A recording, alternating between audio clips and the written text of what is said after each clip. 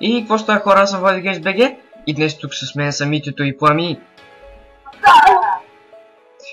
И, както сте разбрали от заглавието, ще правим топ 5 най-високи сгради в България. Да започваме. Номер 1. Капитал Форт. Етажите му са 26. Височината 125,80 метра. Строителството й започва в началото на 2010 година, като първата копка е направена на 29 януари в присъствието на тогавашния министър на регионалното развитие и благоустройството Росен Плевнелиев. Грубият строеж е завършен през ноември 2012 година. Вложените средства за изграждане са между 60 и 80 милиона евро. Номер 2. Родина София. Хотелът е построен през 1979 година. Със своите 104 метра и 25 етажа е втората по височина завършена сграда в София и България. Разполага с 500 стаи, 9 апартамента, конгресен център с 9 конферентни зали, както и ресторант, закрит басейн и фитнес зала. Номер 3. Парк хотел Санкт-Петербург. Парк хотел Санкт-Петербург е най-висок модерен комплекс в Пловдив, който носи класическата елегантност на древния град. Хотелът създава атмосфера на неповторима хармония, естетичност, комфорт и европейски стил. Разположен в центъра на Пловдив, хотелът ви предлага уникална панорама на градския хоризонт.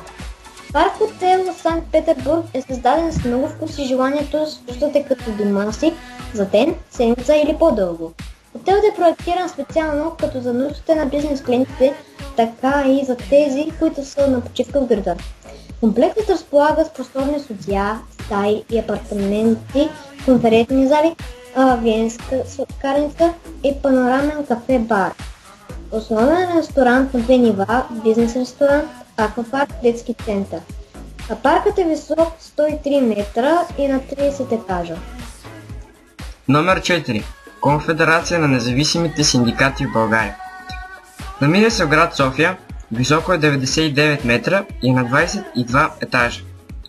Конфедерация на независимите синдикати в България е профсъюз България и най-голямата неправителствена организация в страната с общ брой членове 275 762 души. Тя е призната за национално представителна с решение на Министерски съвет номер 635 от 26 юли 2017 година за срок от 4 години. Конфедерация на независимите синдикати в България обединява 35 синдикални федерации и съюзи, които са нейни основни членове, както и редица асоциирани членове. Президент на Конфедерацията на независимите синдикати в България е Пламен Димитров, а вице-президенти на Конфедерацията са Валентин Никифоров, доктор Иван Кокалов, Чавдар Христов, Николай Ненков и Пламен Нанков. Номер 5. Маринела София. Построени през периода от 1974 до 1979 година по проект на японския архитект Кишо Курокава. Първоначално носи името Витоша Ниотани, тогава неофициално известен като японския хотел. По-късно е приватизиран и е преименуван на Кемпински хотел Зографски, по името на тогавашния собственик хотелската верига Кемпински. Това е луксозен хотел, разполагащ с най-голямата бална зала в София, стаи за срещи и конференции, 5 ресторанта, 2 бара, тераса за скара, нощен клуб, фитнес и спа център, басейн и тенис корт. Бонус. Хотел Добруджа. Хотел Добруджа се намира в град Албена и е висок 91 метра и на 19 етажа. Албена е курорт на Черно море, разположен в североизточна България, област Добрич. Курортният комплекс, третия по големина в страната, е открит официално на 24 август 1969 година.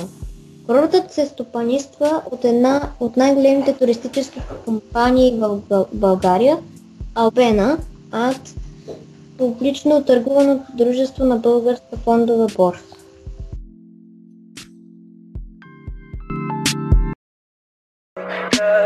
Tell me pretty lies, look me in the face, tell me that you love me.